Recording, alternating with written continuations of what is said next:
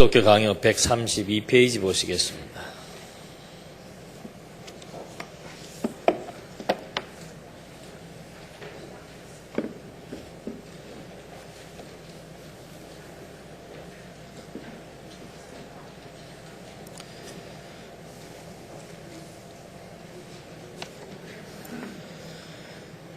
네, 132페이지 밑에 부분에 보면은 고딕체로 인용된 문장이 있습니다. 이것은 칼빈이 기독교 강요에서 주장한 내용들을 인용한 것인데, 거기에 보면 칼빈의 그 율법관이 개략적으로 소개되고 있습니다.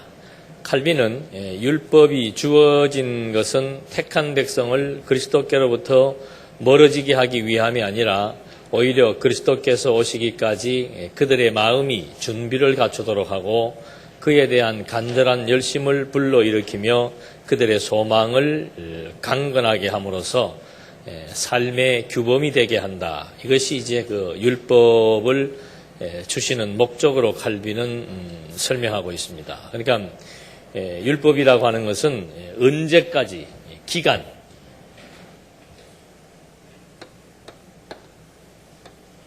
율법은 그리스도가 오실 때까지, 율법은 그리스도가 오실 때까지 주어졌는데, 왜 주어졌는가? 마음의 준비를 갖춘다. 그들의 마음의 준비. 누구에 대한 마음의 준비입니까? 오실 그리스도에 대한 마음의 준비. 그래서 그리스도를 소망하게 한다. 이것이 이제 1차적인 것이고, 그 다음에는 소망을 갖게 해서 삶의 규범으로, 성도들의 삶의 규범으로 이제 율법이 필요하고, 율법의 용도가 저런 용도라고 설명을 하고 있습니다. 한국의 한국 신학이뿐만 아닙니다만은 이 신학에서 아주 그 오류가 있는 몇 가지 신학적 주제들이 있습니다. 그 중에서 대표적인 주제 중에 하나가 바로 이 율법관입니다. 그렇기 때문에 율법에 대해서는 우리가 고찰해봐야 될 이유가 분명합니다. 이 강요라고 하는 것은 어떤 그 신학적 주제들, 교리들을 이렇게 계략적으로 정리해 놓은 것이 강요입니다. 그러니까 기독교 강요라고 하는 것은 기독교 전반에 있는 중요한 신학적 주제들, 그런 것들을 이제 하나하나 다 취급해 놓은 것이 기독교 강요인데, 그런 그 교리들을 우리가 또 알아야 될 필요성도 있죠. 그래서 그 교리들을 일반 전통적으로 다루고 있는 신학적 주제들에 대해서 칼빈은 어떻게 논하고 있고 다른 학자들은 어떻게 논하고 있는데, 우리 성경신학에서는 어떤 맥락에서 어떤 원리에서 이런 것이다. 이걸 이제 분명히 차별화시키고 대비시키기 위해서 저희들은 공부를 하는 겁니다. 그러니까 우리는 피조물들의 특성 중에 하나가 상대성입니다. 그렇기 때문에 항상 빛과 어둠을 통해서 빛의 필요성, 어둠이 어떻다는 것, 이것을 서로 양자를 알 수 있듯이 학습도 마찬가지입니다. 이 교리적인 것 역시도 신학적인 내용들도 죄 문제, 율법 문제가 있으면 도대체 이 율법은 어떤 관점에서 보는데 왜 그렇게 봐야 되며 그것이 무슨 문제가 있는가? 그런데 언약 성취사적 성경신학에서는 어떤 원리에 의해서 어떤 맥락으로 전개되기 때문에 어떤 목적으로 귀결된다. 이것이 아주 확연하게 거의 대부분의 신학적 주제들에 있어서 차이가 선명하게 나타나고 있습니다. 그런 것들을 비교해 보면서 성경신학의 우월성을 우리들은 더 정립하고자 하는 그런 의도에서 지금 공부를 하고 있습니다. 지금 1차적으로 이렇게 율법에 대해서 칼빈은 여기서도 나와 있습니다만은 그들의, 그러니까 이건 다른 말로 표현하면 인간이지요. 인간들의 특히 인간 중에서도 성도들의 삶의 규범으로서의 율법의 필요성 내지는 목적을 말하고 있습니다. 그러니까 필요성을 언급할 때는 항상 죄 때문이에요. 죄 때문에. 그러니까 6장에서 그리스도 중보자인 그리스도의 필요성을 얘기했습니다. 그걸 말한 이유가 뭔가? 아담의 타락으로 말미암아 인간이 죄인이 되었다. 그럼 그 죄인에게 가장 필요한 것은 죄에 대한 용서다. 그 죄가 얼마만큼 고악스러운 것인 줄을 확인시켜 주는 것이 율법이다. 그래서 이 율법을 통해서 죄인이라고 하는 사실을 알게 되었고, 죄인에게 있어서의 소망은 뭔가? 그건 바로 그리스도다.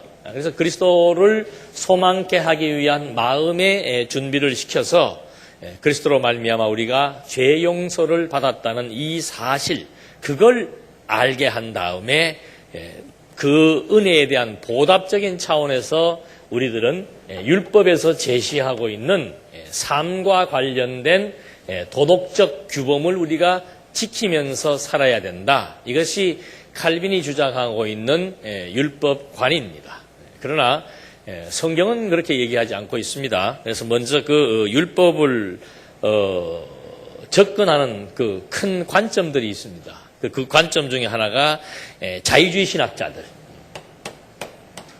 이 자유주의 신학자들은 율법을 우리에게 왜 율법이 필요한가, 또 율법을 왜 지켜야 되는가, 그 이유를 대는데 그것은 바로 우리가 하나님에게 선택받은 자인지 아닌지를 확인할 수 있는 잣대이기 때문이다. 그러니까 성도와 비성도의 차이점이 뭐냐? 그걸 생활로 우리가 드러내겠다 이 말이죠. 그럼 그 생활을 성도들에게 아름다운 생활의 기준이 뭔가? 성도들을 이렇게 아름답고 선한 생활로 인도해 나가는 그 기준이 뭔가? 그것이 율법이라고 얘기하는 거죠. 그래서 이 사람들은 역시 마찬가지로 자유주의 신학자들도 율법의 목적은 뭔가? 내가 선택받은 자인지 아닌지를 무엇으로? 생활로 이제 확인하기 위해서 율법의 목적을 이 사람들은 확인을 하는 겁니다. 그런데 이 사람들의 생활의 어떤 그 사람들의 생활의 또 관점은 칼빈이나 전통신학에서 말하고 있는 관점하고는 또 다릅니다. 이 사람들의 생활의 무대는 사회입니다. 그래서 사회 정의를 구현하려고 하는 이런 이제 우리 교회가 사회의 정의를 세워야 된다. 이것이 선택받은 증거다. 이렇게 주장을 하고 있습니다. 그래서 그렇게 주장하는 이유는 이제 마태복음 7장 21절에 보면은 나더러 주여 주여 하는 자마다 천국에 다 들어갈 것이 아니요 다만 하늘에 계신 내 아버지의 뜻대로 하는 자라야 들어가리라. 그러니까 아버지의 뜻대로 행하는 자, 아버지의 뜻대로 행할 수 있는 어떤 규범은 뭔가? 그건 율법이다. 그래서 그 율법을 잘 지키는 자라야 천국을 들어갈 수 있다. 선택받은 증거다. 이런 이제 성경의 문구를 인용해서 이런 논리를 전개해 나가고 있습니다. 그러니까 마태복음 7장 21절에 나오는 내 아버지의 뜻대로 행하는 자라고 하는 것은 우리들로 하여금 아버지의 뜻대로 행해서 천국을 간다라고 하는 그 말을 하려고 하는 것이 아니고, 아버지의 뜻을 온전히 행할 수 있는 분, 바로 그리스도 자신을 가리키고 있는데, 이걸 이제 해석을 잘못하다 보니까 이런 결과가 나옵니다. 두 번째, 로만 카톨릭 신학에서 율법을 어떤 목적으로 율법을 접근하는가? 이 사람들 역시도 여기도 이 선택이라고 하는, 선택의 증거라고 하는 것도 구원인데, 이 사람들은 사회 구원의 관점을 맞추고, 로만 카톨릭주의자들은 죄에 대한 보상을 완전하게 하기 위한, 그러니까 율법이라고 하는 것은 심판의 기준입니다. 내가 예수를 믿고 살아가면서 범죄하고 실수했다. 그거를 정죄하려고 그러면 법이 있어야 되잖아요. 그걸 정죄하기 위한 기준, 심판의 기준으로서 율법을 채택한 겁니다. 그러니까 예수 믿고 난 이후에 죄를 짓는다. 이것은 그리스도의 속죄하고는 상관이 없다. 믿기 이전에는 예수께서 다 속죄를 해주었지만은 예수 믿고 난 이후로부터 짓는 범죄에 대한 재판, 심판은 율법에 의해서 하게 되는데 그 율법이 이제 그 모든 죄를 판단하고 죄에 대한 경중을 판단을 해서 그 죄에 대한 보상, 그 죄는 반드시 갚아야 됩니다. 카톨릭 교회가 요구하는 어떤 기준이 있습니다. 뭐 봉사를 몇 시간 하든지 연보를 어떻게 하든지 뭐 이렇게 교회가 판결해 주는 그 판결에 따라서 죄를 보상해야 되는 그런 심판의 기준으로서 율법의 용도를 갖고 목적으로 사용하고 있는 겁니다. 그래서 이 사람들은 완전히 공로주의입니다. 교회의 어떤 교권을 강화시키기 위한, 그래서 교인들의 죄를 심판하기 위한 용도로서 율법을 사용해서 항상 그 법에 의해서 성도들을 심판하는 거죠. 그렇게 해서 성도들로 하여금 내 죄를 보상하기 위한, 그게 공로입니다. 내 죄를 보상하기 위한 선행을 촉구하는, 그렇게 해서 교인들로 하여금 잘못된 것에 대한 보상을 지불해서 내 공로에 의해서 죄 용서를 받게 되는 이런 논리가 로만 가톨릭 신학자들의 논리입니다. 이 사람들은 마태복음 5장 26절에서 호리로도 남김없이 다 갚기 전에는 결단코 거기에서 나오지 못하리라. 그러니까 거기라고 하는 것은 이제 가톨릭주의자들은 사후 세계를, 내세관을 세 가지로 얘기한다 그랬습니다. 지옥과 지옥, 연옥, 천국이 있습니다. 그러니까 이 지옥은 불신자들, 그 다음에 연옥은 신자들, 거의 뭐 일반 평신도들은 99.9%가 다 여기 갑니다.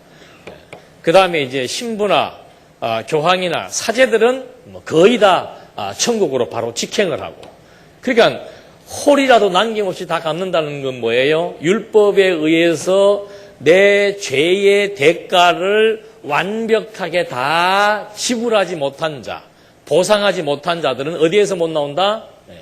거기에서 못 나온다 이 말입니다. 거기가 어디입니까? 연옥이에요. 여기에서 못 나온다는 거죠.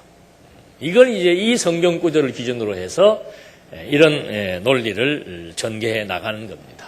그러니까 이런 얘기도 마태복음은 뭐 전부 예수가 그리스도라고 하는 선지직에 대한 성취 증거지요. 근데 그런 관점으로 보지 못하고 율법을 일반적인 법의 그런 그 기준에서 똑같이 율법을 이해하다 보니까 법은 지키라고 준 거 아니에요.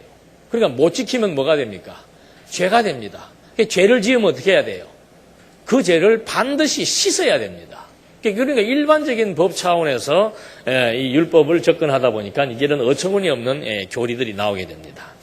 그 다음에 세 번째 개혁주의 신학, 칼빈을 위시해서 개혁주의 신학에서는 성도, 여기도 말한 대로 성도 생활의 규범입니다. 성도 생활의 규범으로 율법을 이제 말하는 거죠. 그 이유는 뭔가? 로마서 3장 31절에 보면은 우리가 믿음으로 말미암아 율법을 폐하느냐, 내가 예수를 믿고 구원을 받았다고 해서 율법을 폐하느냐, 그럴 수 없느니라. 도리어 율법을 어떻게 하느니라? 굳게 세우느니라. 그러니까 예수님도 오셔가지고 율법을 폐하려 온 게 아니고 율법을 또 완전케 했습니다. 그런 것처럼 우리가 예수 믿고 구원을 받았다고 해서 율법이 우리에게 필요가 없고 율법을 안 지켜도 된다? 그 말이 아니다. 도리어 율법을 더 강하게 어떻게 해야 된다? 굳게 세운다. 그 세운다는 의미가 뭔가? 우리 예수 믿고 구원받은 성도들은 이제 더욱더 철저하게 예수님 때보다 더, 구약의 유대인들보다 더 확실하게 율법을 우리의 생활 규범으로 채택해서 율법을 지키며 살아야 된다. 그래서 이 개혁주의자들은 이제 교회 생활에 초점을 맞추어서 율법의 규범에 의한 성도 생활을 강조하는 것이고, 로만 가톨릭은 교인들의 죄에 초점을 맞추어서 죄를 용서받기 위한 보상적 차원에서 율법을 강화시키고 있는 것이고, 자유주의 신학자들은 선택받은 증거, 선택받았다면은 우리도 예수님처럼 어떻게 해요? 율법을 지킬 수 있다 없다? 그게 지금 이 얘기예요. 이게 선택받았다는 증거가 뭔가? 여러분은 선택받은 증거가 뭐예요? 좀 이게 아담하면 좀 얘기를 좀 차분하게 했으면 좋겠는데. 그럼 예수 믿고 나면 마음대로 살아도 되는 거예요? 그럼 어떻게 사는 거예요? 말씀 공부하고 나면 늘 처음에 나오는 질문들이 뭡니까? 어떻게 살란 말이냐 이 말이죠. 예? 아이고, 옛날에는 율법을 지키고 살든지 사회법을 지키고 살든지 어쨌든 간에 인간은 뭘 지키며 살아야 돼요? 규범이라는 게 필요한데 여기 와서 말씀 공부하고 나서 보니까는 뭐 누가 다 이룬 거예요? 예수님이 다 잃어버리고 뭐 우리의 죄가 언제까지 과거 현재 미래까지 막 다 용서함 받았다 그러니까 이제는 뭐예요? 살판 난 거죠. 그런 딜레마가 있는 거예요. 그래서 칼빈은 율법은 도리어 어떻게 폐하는 것이 아니고 굳게 세운다. 율법을 굳게 세워야 됩니까? 안 세워야 됩니까? 세워야 되죠. 어떤 맥락에서 더욱더 굳게 세워져야 됩니까? 그건 이제 알아서들 해석하셔야 돼요. 그 다음에 네 번째, 우리 성경신학에서는 이건 전부 다 이 율법을 얘기하면서 초점이 어디를 향하고 있습니까?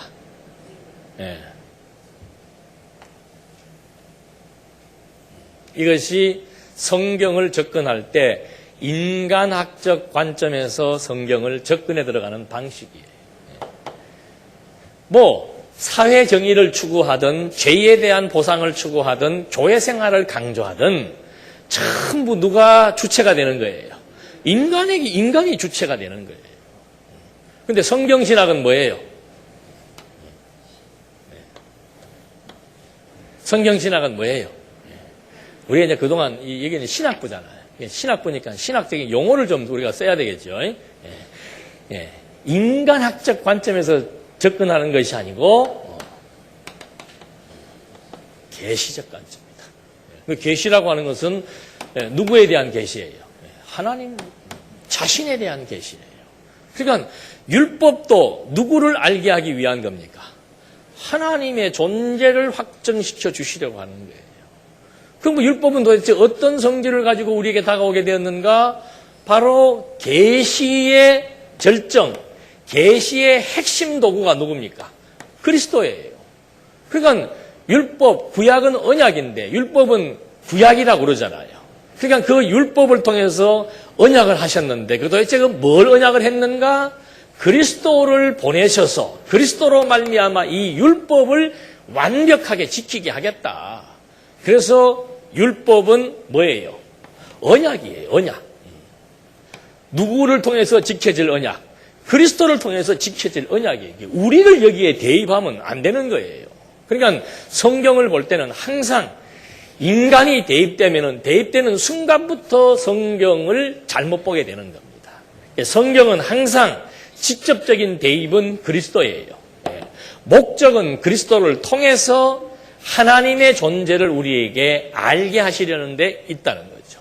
그래서 율법은 언약입니다. 누구에 대한?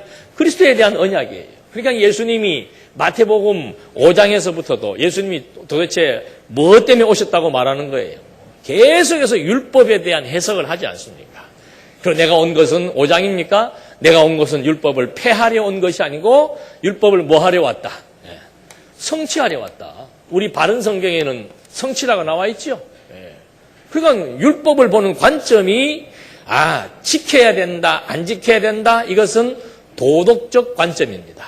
일반적인 법 개념으로 율법을 접근하는 거고 성경이 말하는 법은 계시적인 관점이에요. 우리에게 지금 뭐 지켜야 된다, 안 지켜야 된다, 생활의 규범이다 이 얘기를 하는 게 아니고 그리스도를 증거하기 위한 것이다.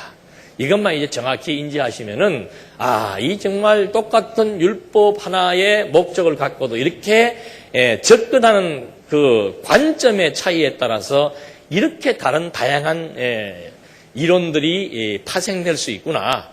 어떤 분들은 그러죠. 꼭 성경을 볼 때 언약 성취사적으로만 봐야 되는가. 그건 뭐 엿장사도 가이질 자기 마음대로 하는데 뭐 성경 해석 자기 좋은 대로 하시면 돼요.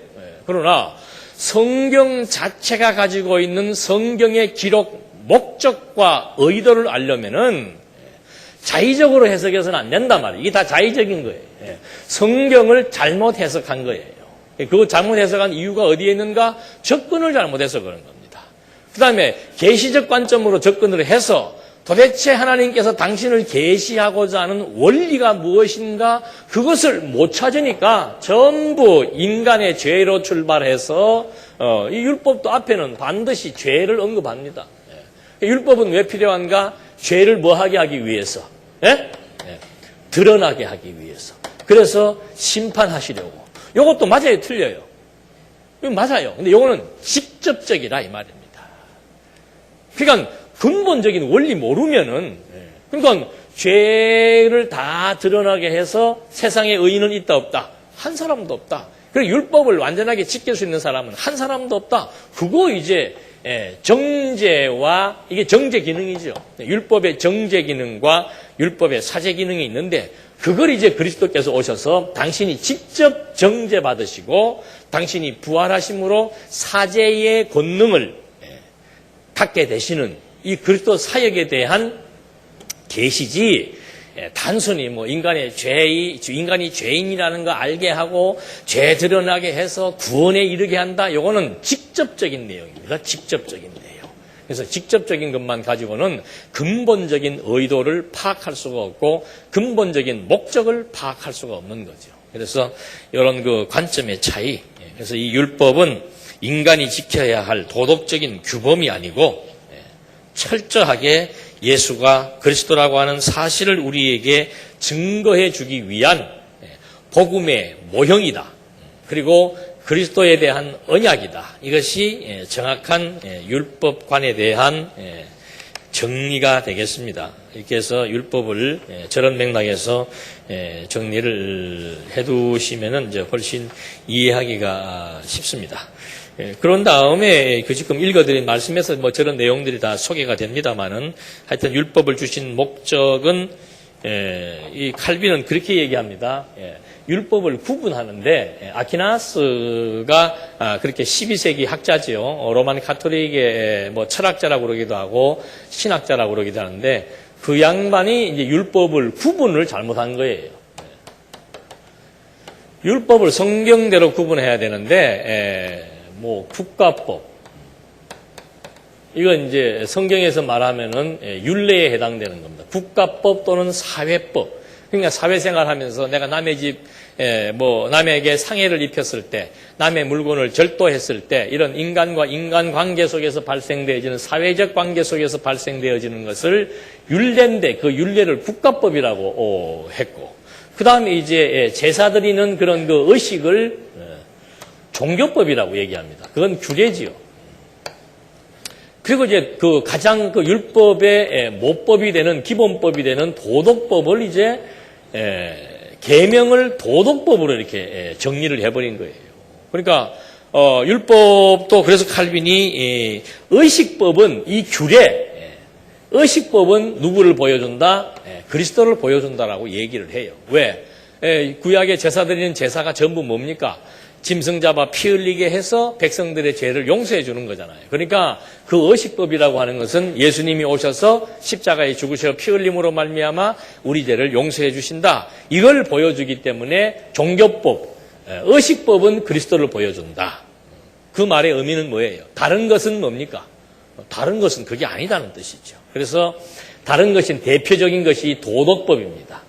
이 계명을 도덕법이라고 얘기를 해서 이 계명이라고 하는 것은 이제 우리에게 주어지는 하나의 생활에 필요한 규범이 된다. 이렇게 말을 하고 있습니다. 그러니까 칼빈도 그렇고 전통신학에서도 그렇고 율법, 예수께서 율법의 마침이 되었다. 그 얘기는 다 해요. 근데 우리는 예수께서 율법의 마침이 되었다라고 얘기할 때 그 마침이라고 하는 것은 율법의 전체를 다 가리키는 거죠. 의식법을 마쳤다는 게 아니고 율례와 계명과 율례와 규례, 법도 온 모든 율법을 다 총칭해서 그리스도께서 뭐 하셨다? 마친 것이 뭐예요?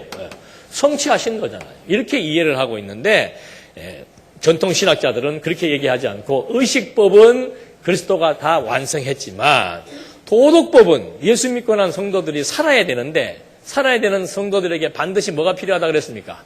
규범이 필요하다 그 말입니다.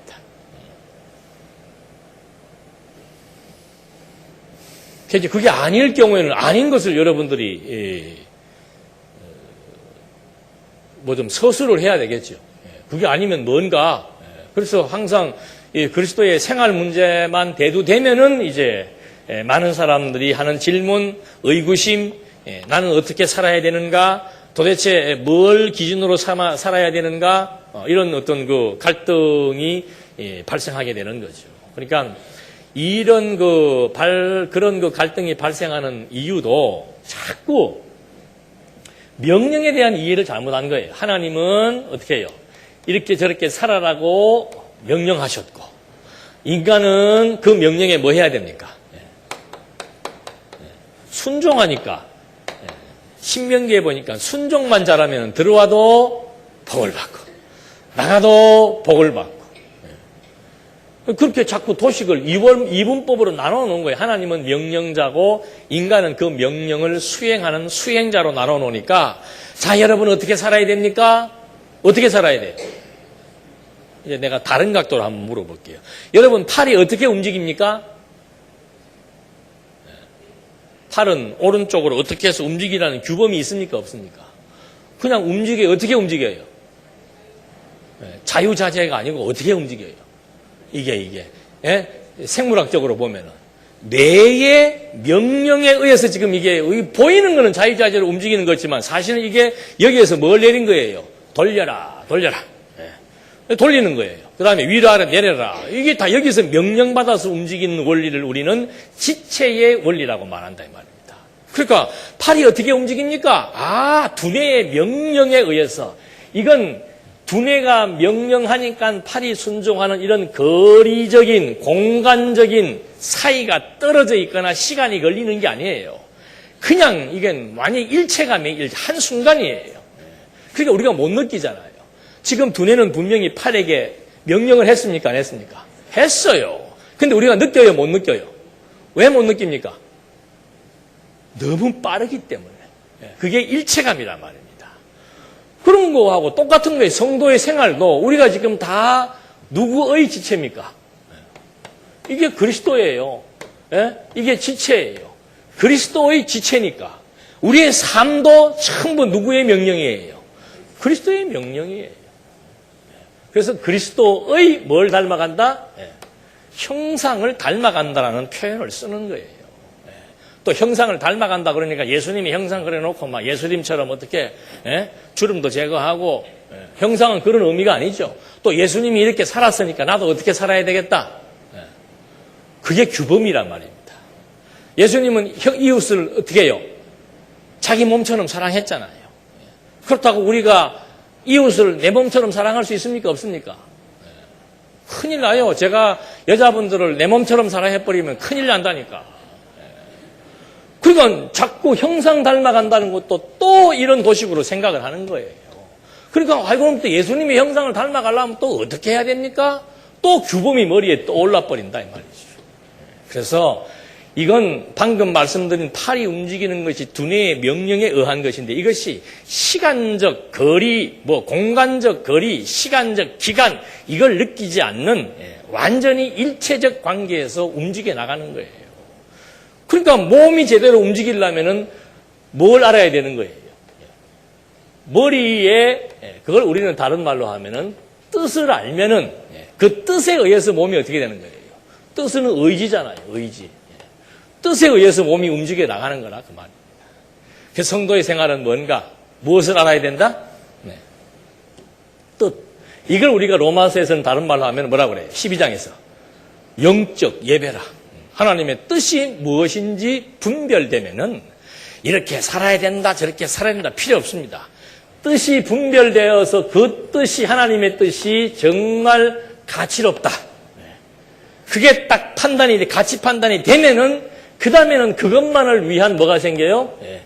일념이 생기는 거죠. 그래서 무슨 교회 생활이 따로 있고 직장 생활이 따로 있고 사회 생활이 따로 있는 게 아니에요.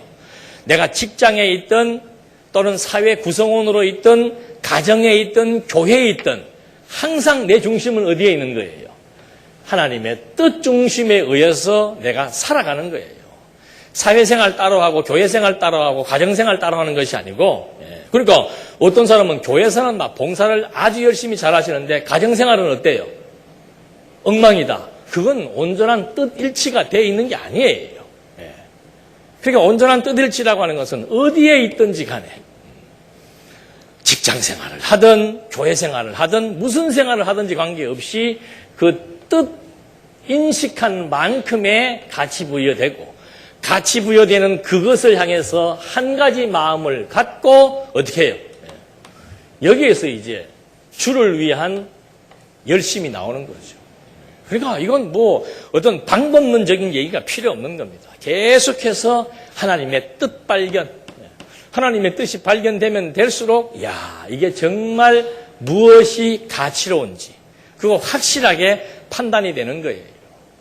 그거 판단 안 되면 이제 계속해서 세상과 진리와 사이에서 세상과 하나님 사이에서 갈등을 겪으면서 살아갈 수밖에 없는 거고 뜻에 대한 인식의 농도가 확고해져 가지고 분명한 가치관이 정립되면은 그때는 뭐 이 생각 저 생각 필요 없습니다. 이 생각 저 생각 하는 것이 갈등 아니에요. 갈등이 없는 거예요. 그런 맥락 속에서 저런 원리가 정확하게 이해가 되지 않게 되면은 계속해서 이제 우리의 삶에 대한 문제가 대두가 될 수밖에 없습니다. 율법을 주신 이유에 있어서도 칼빈은 인간이 지켜야 할 도리라고 얘기해요. 이건 도덕이죠. 도덕이란 뭔가 하면 인간이 지켜야 할 도리입니다. 왜? 인간이 서로 나와 너 우리가 공존하기 위해서 함께 살기 위해서는 질서가 필요합니다. 질서를 지키기 위해서는 규범이 필요합니다. 그래서 그 규범을 엄격하게 정해놓고 법은 사회적 외적인 규제로 활동을 하는 것이고 도덕은 우리의 내면적인 규제로 활동을 하는 겁니다. 그러니까 도덕이라고 하는 것은 시대마다 바뀌는 거예요. 뭐 처음에 한국에 기독교가 들어왔을 때는 남자는 오른쪽, 여자는 왼쪽이에요. 부부라도 상관없습니다. 무조건 들어오는 순간에 어떻게 해요? 남녀 7세 부동석이니까 딱 나누어지는 겁니다. 그건 그 시대의 도덕이었습니다. 그러나 지금은 도리어 같이 안 앉으면 어떻게 얘기하는 거예요? 저 양반들 싸웠나? 사이가 안 좋나? 별거 중인가? 이런 의심을 받지요. 그러니까 지금은 같이 앉는 것이 아름다운 거죠. 이게 도덕적 규범이라 이 말입니다. 근데 율법은 그런 거 아니에요. 완벽한 계시 중심인데 그 계시 중심을 정확하게 이해를 못하니까 이렇게 혼선을 초래하게 된다는 사실 알 수가 있습니다. 그래서 이거 율법을 주신 이유는 도덕법이라고 얘기를 했는데 도덕법은 우리의 죄를 드러내어 절망을 실감케 한다. 그러니까 도덕법이라고 명시했을 때 죄라고 하는 것은 도덕적인 죄를 의미할 수밖에 없는 거죠. 그러니까 죄라고 하는 게 도덕적인 죄가 아니죠. 성경에서 말하는 죄라고 하는 것은 하나님이 싫어하시는 것, 그것이 우리 인간 내면 세계에 구체화되어서 자리 잡고 있는 것. 하나님이 싫어하는 게 뭐예요? 단마디로 말하면 인간이 하나님의 자리에 앉아서 자기 좋은 대로 행하려고 하는 욕심, 그 욕심이 잉태한 즉 죄를 낳는 거. 그게 죄예요. 근데 도덕적인 죄는 뭐 욕심까지 얘기 안 하죠. 욕심을 죄라고 얘기 안 하잖아요. 저 친구는 욕심이 대단해. 그걸 어떻게 긍정적으로 평가한단 말입니다. 그래서 이 도덕적 기준에 의해서 죄를 이해한다라고 접근한다라고 하는 것은 이것은 출발부터가 완전히 잘못된 겁니다. 그 다음에 율법에 있는 약속들은 다 이유가 있다. 부족한 것을 보충하기 위해서 율법에 약속들이 있다. 이 말은 무슨 말인가? 구약의 율법들은 완벽하지 못한 거예요. 사람을 죽이지 않으면 뭐가 아닙니까? 살인자가 아닌 거예요. 그래서 그걸 누가 보충하는가? 그리스도가 보충하기 위한 그런 의미도 담겨져 있고 그 다음에 인간에게 절망감과 저주받을 존재임을 실감케 한다. 그러니까 이것도 역시 마찬가지예요. 이건 직접적인 얘기예요. 죄로 말미암아. 근데 뭐 율법 없어도 사실 우리가 본인 스스로가 일반적인 통념으로 보면은 나는 참 죄인이라는 거 알 수 있잖아요. 근데 더 이제 확실하게 드러내어 주시는 이유가 뭔가? 정말 죄인에게는 뭐밖에 없다?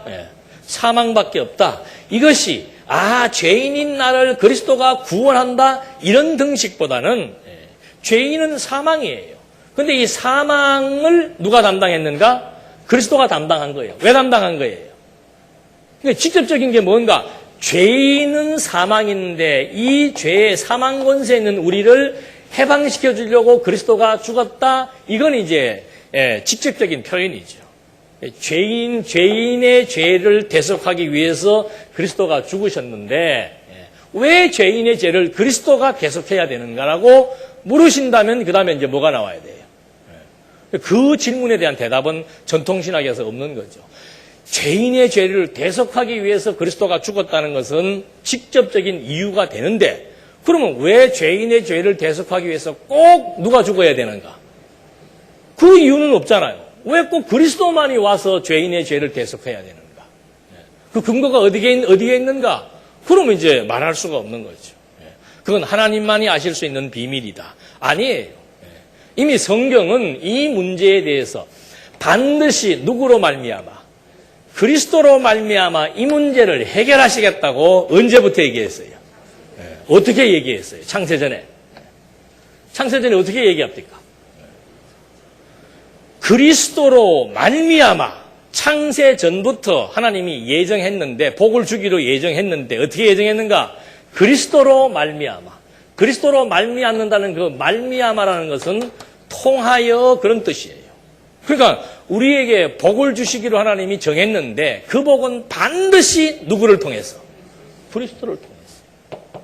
그러니까 창세전 작정대로 그리스도가 이 사역을 담당하심으로써 직접적인 것은 우리의 죄 용서지만 근본적인 것은 뭐예요? 이 언약을 뭐 하신 거예요? 성취하시는 거예요. 그러니까 이 언약을 누가 세우신 거예요? 성부와 성자가 세우신 거예요. 세우신 그 언약을 성자가 그대로 성취하시니까 이분이 직접적으로는 그리스도의 힘이 증거되게 되는 것이고 이 그리스도가 증거되어야만 영원하신 우리 눈에 보이지 않는 영원하신 하나님이 살아계신다는 사실을 우리들에게 드러내어 보여주시려고 하는 것. 그걸 계시라 그랬죠? 그 확증적 근거를 지금 우리에게 확인시켜주기 위한 것이 근본적인 목적이 되는 겁니다. 만약에 죄 용서가 이 그리스도의 십자가의 목적이라면은 이게 참 우스운 꼴이 되는 거예요. 하나님이 꼭 죄 용서시켜주는 것이 목적이라면 아예 처음부터 무슨 싹을 죄를 저지를 수 있는 개연성이 있는 선악과 만들면 됩니까? 안 됩니까? 안 만들면 끝나는 거예요. 뭐하라 그걸 만들어가지고 동상 중앙에까지 갖다 놓고 그것도 맛없이 보이면 먹지도 않고 은행나무처럼 만져서 막 냄새나면 접근도 안 할 텐데 먹음직, 보암직, 탐스럽게 만들어 놓고 따먹게 하신 이유가 도대체 어디에 있냐 이 말이지. 그런 거에 대해서는 정확한 대답을 할 수가 없는 거죠. 그러니까 자꾸 이렇게 타락과 죄 문제를 갖고 시작을 하게 되는 이 신학적 논의 맥락이라고 하는 것은 결국은 이제 마지막에 부딪히게 되면은 답변할 수 없는 궁금증을 풀어나갈 수 없는 그런 이제 궁지에 몰릴 수밖에 없는 거죠. 그래서 이 계시적 관점이라고 하는 것, 그 계시적 관점이 바로 언약과 성취의 원리라고 하는 것. 제가 언젠가도 그 말씀 드렸죠. 왜 하나님께서 아담을 창조하자마자 하나님께서 아담에게 뭘 세우셨어요? 왜 하나님이 그 언약을 세웠다 그랬습니까? 왜 하나님이 이 언약을 세운 거예요? 하나님은 반드시 이 언약을 세워야 돼요. 반드시 그래야 됩니다. 그 이유가 뭐라 그랬습니까? 일단 어디로 올라가야 돼요? 일로 가봐야 된다니까? 여기에서 하나님께서 창세전부터 그리스도 안에서 무슨 언약한 거예요? 그러니까 이거 피조 세계에서 드러내시려니까 아담 만들자마자 아담에게 뭐 준 거예요? 복 준 거예요. 아브라함 부르시자마자 아브라함에게 뭐 준 거예요? 복 준 거예요. 그래서 예수님도 오시면서 무엇을 이루신 겁니까? 복을 이루는 거예요. 이 복이 구약 시대에는 이스라엘 나라로 모형적인 역사로 증거되었다면은 그리스도에게 와서는 뭐예요? 하나님의 나라인 교회를 통해서 우리에게 증거되고 있는 것이고 이 피조세계, 계시세계가 다 끝나게 되면 이제 원형, 이 복의 원형인 영원한 하나님의 나라가 구체적으로 어떻게 해요? 완전하게 다 드러나게 되는 거죠. 그러니까 이게 확실하게 믿어지면은 영원한 세계에서의 존재라고 하는 것, 그리고 영원한 세계가 지금도 실존한다는 말도 어폐가 있는 거냐. 영원한 세계는 영원한 세계로서 영원한 존재 그 자체입니다. 그게 없는 게 아니죠. 그래서 아마 이제 화요일날 신학부 시간에서 창조 얘기할 때 그런 주제가 나오게 되는데, 창조란 무엇인가? 무가 아니죠. 없는 게 아니에요. 영원한 것을 시공형으로 드러냈다. 드러냈다는 말의 의미는 뭔가? 만물이 주위에서 나왔고 주로 말미암았으니까 다시 어디로 돌아간다? 원점으로 돌아간다. 원형으로 돌아간다 이 말이에요. 그래서 성도들의 죽음이라고 하는 것은 그런 맥락에서 봤을 때는 너무너무 의미 있고 아름답고 소중하고 영광스러운 거죠. 근데 우리는 이제 여기서부터 시작해서 여기까지 이루어진 신구약 성경의 언약 성취는 어느 정도 파악이 되고 이해가 되는데, 창세전 영원한 작정이 영원히 성취된다는 것에 대한 구체성이 우리한테 와닿지 않으니까 부활에 대한 것, 천국에 대한 것, 종말에 대한 것, 내 개인적인 사망에 대한 것, 이런 것에 대해서 두려움이 생기는 거죠. 누가 그래요? 오래 살려면 어떻게 해야 된다? 웃기는 소리 하는 거죠. 오래 살려면은 열심히, 하나님이 우리를 데려가실 때는 왜 데려가시는 거예요? 할 일이 끝났으니까 데려가는 거 아니에요? 그러면 오래 살려면 할 일을 어떻게 하면 돼요? 그게 초등학교 1학년 생각이라. 나태한 것도 뭐예요? 하나님이 할 일이에요. 열심도 하나님이 할 일이고. 그러니까 내가 그 기간이라고 하는 것은 이 시간 세계의 기준으로 봤을 때 80년, 50년, 100년, 어떤 게 길어요? 100년이 길죠? 자, 어떤 거 선택하랍니까? 어떤 거 선택하실래요? 거짓말 하지 마요. 50년 빨리 가요, 그러면. 자살을 하시든지 해서라도 빨리 가셔야지. 다 우리 마음에는 영혼을 뭐 하는 게 있어요? 사모하는 본능이 있는 거예요. 그러니까 자꾸 참 실존의 세계가 이해되지 않으니까는 보이는 시간 개념을 갖고 오래 산다, 이것을 좋은 것으로만 생각을 하는 거죠. 기간이 길면은 좋다고 생각을 하는 거예요. 기간은 100년이든 50년이든 1000년이든 영혼 안에서는 뭐라고 그랬어요? 점이에요, 점. 한 순간이에요. 그럼 뭐가 중요하겠습니까? 50년, 80년, 100년이 똑같이 한 경점에 불과하다면은 뭐가 중요한 거예요? 기간이 중요한 게 아니고 뭐가 중요해요? 의미가 중요한 거죠. 의미. 하나님께서 나는 이 땅에 왜 보냈는가? 무엇을 위해서 어떻게 살게 하기 위해 보냈는가? 내 삶의 의미, 나는 어디에다가 의미를 부여하며 살 것인가? 그것이 건강한 그리스도인들이 살아가야 된 삶의 초점이 되는 거예요. 오래 산다, 뭐 일찍 간다, 뭐 어떻다, 그거 아무 의미. 여기 지금에서야 보면은 뭐 아이고 100년씩 살아도 매일 일어나고 눈 뜨면 밥 먹고 청소하고 친구 만나고 들어왔다가 자고 밥 먹고 또 나갔다가 들어왔다 자고, 그거 100년 동안 하면은 즐겁겠어요? 지겹겠어요? 그것도 또 괜찮아. 거기다가 치매까지 와가지고 100년 산다. 여러분, 나는 치매 안 온다라고 보장할 사람 한 사람도 없습니다. 뭐 긴 게 좋은 게 아니에요. 짧다고 좋은 것도 아니고 길다고 좋은 것도 아니고 어떤 기간이 중요한 게 아니고 내게 주어진 그 삶의 의미가 무엇인 줄을 내가 알고 정말 선한 가치를 위해서 일념을 가지고 산다는 것, 그게 하나님께서 우리를 이 땅에 살게 하신 궁극적 의미며 가치이지, 그거에 대해서는 관심이 없고 그냥 일찍 간다, 늦게 오래 살자, 건강하게 오래 사는 게 최고더라. 건강하게 오래 살면 뭡니까? 머리가 어떤데? 비어 있는데. 그건 사람 고문하는 거예요. 생각 없이 건강하기만 하고 오래 산다? 그것처럼 무서운 일이 어디가 있어요. 예. 차라리 건강이라도 안 해갖고 힘이라도 빠져 있으면은 성질이라도 죽고 그냥. 예? 그래서 이 언약 성취가요, 성경을 통해서는 하나님 자기 계시의 원리로서 주어지지만 더 깊이 들어가서 보면은 진짜 궁극적 삶의 의미까지도 확실하게 우리에게 각인시켜 줄 수 있는, 그리고 제시해 줄 수 있는.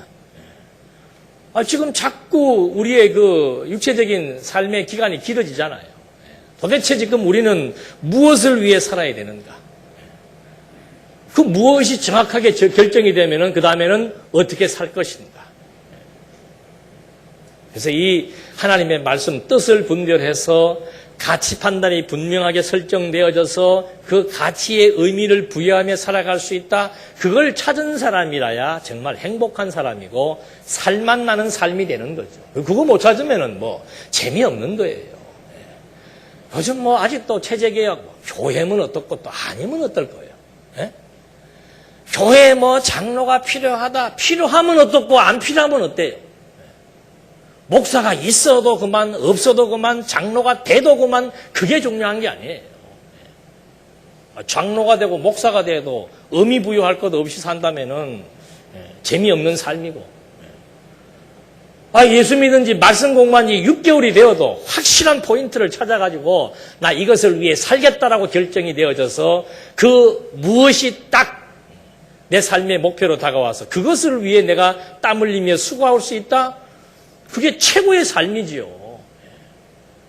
방법론이라고 하는 것은 이럴 수도 있고 저럴 수도 있는 거예요. 그런 것 때문에 목숨 걸 것도 없고 낙심할 것도 없고 정말 내가 무엇을 위해서 살 것인가, 그것만 정확하게 언약 성취자적 맥락을 통해서 확인만 하면은 뭐 아무 문제는 없는 거죠. 그리고 일반적으로 율법의 기능에 대해서는 한쪽에 치우칩니다.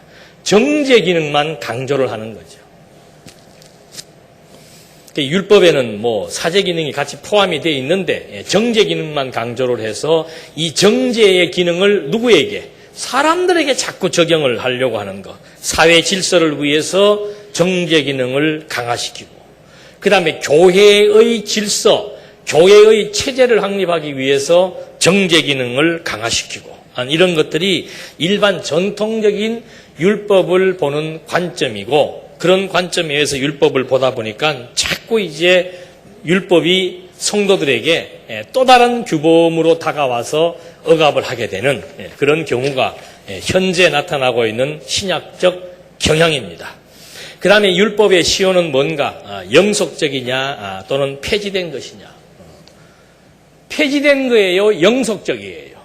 영속적이라고 하는 것은 계속해서 율법은 있어야 된다는 얘기죠. 그러니까 일반 전통신학에서는 폐지는 뭘 폐지했다고 얘기하는가? 의식법과 국가법은 폐지됐고, 무엇은? 도덕법은 언제까지? 예수님이 오실 때까지 도덕법은 계속해서 남아있어야 된다. 성경신학은 뭐예요? 폐지되는 겁니까? 영원히 예수님이 오실 때까지 계속해서 존재해야 되는 겁니까? 존재하긴 해야 되는데 무슨 이유에서 존재하는 거예요? 도덕법을 지키기 위해 존재하는 게 아니죠.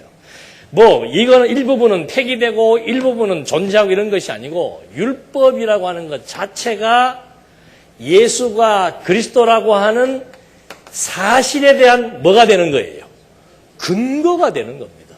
그러니까 그리스도 확증에 대한 근거로서는 그리스도가 오실 때까지 계속해서 굳게 세워져야 되는 거죠. 그래야 율법을 보면서 누구를 발견하는 거예요?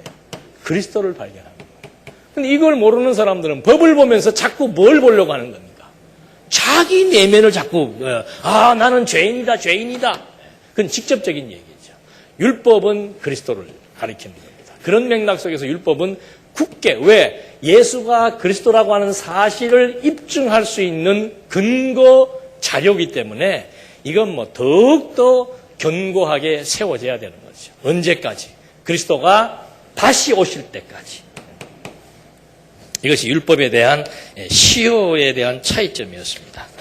그래서 이 율법관을 목적을 설명하면서 머리 맥락까지도 말씀을 드렸는데, 다음 시간에는 십계명, 율법을 도덕적으로 풀었을 때 십계명을 어떻게 푸는지 이걸 간략하게 또 검토를 해보시면서 일반적으로 가지고 있는 그 율법관, 그리고 여러분은 항상 그걸 생각하셔야 됩니다. 도대체 율법을 어떤 관점에서 보았고 어떤 맥락으로 전개했기 때문에 이런 결과가 나오게 되었는가, 그걸 여러분은 항상 갖고 율법관을 대하시고, 성경신학적 관점에서 정리된 율법관은 도대체 어떤 원리이기 때문에 전통적인 율법관과 무엇이 어떻게 다른가, 이것만 여러분들이 정리해내시면 학점은 A 학점이 되는 거죠. 기도하시겠습니다.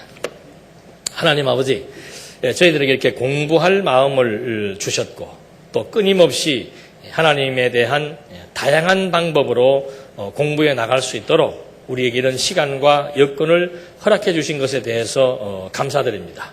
이제 성경신학 연구소의 아름다운 도구인 체제를 통해서 목적은 여호와 하나님 경외하기를 배우기 위한 학습에 있습니다. 그 일을 위해서 각자에게 주어진 은사가 무엇인지를 찾아서 성실하게 진리와 함께 살아갈 수 있도록 우리 모두의 생각을 지혜와 총명으로 채워주시옵소서. 예수님의 이름으로 기도드립니다. 아멘.